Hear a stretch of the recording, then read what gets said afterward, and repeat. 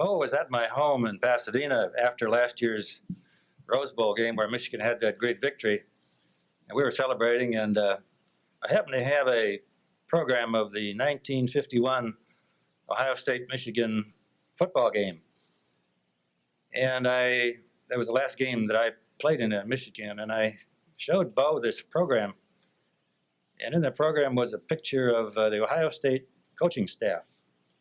It was Woody Hayes' first year as a head coach, and kneeling down in front of the others was, in this picture, was Bo Schembechler, and he was identified as assistant junior varsity football coach.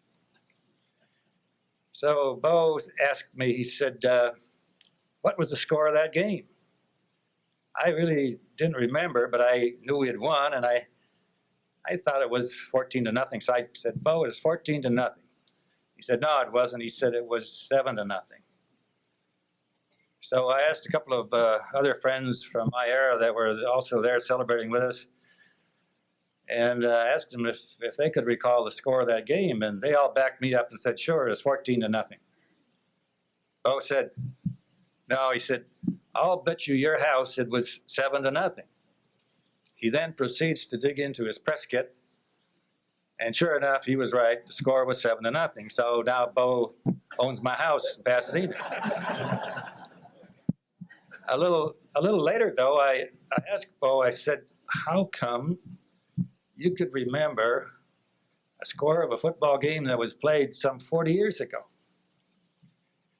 He said, I'll tell you why. He said, Woody Hayes asked for a staff meeting the next day after that game. And Woody was showing a movie of the game. He said about halfway through showing this movie, he said Woody got so mad, he picked up the movie projector off the stand and threw it across the room. He says, that's why I remember the score of the game.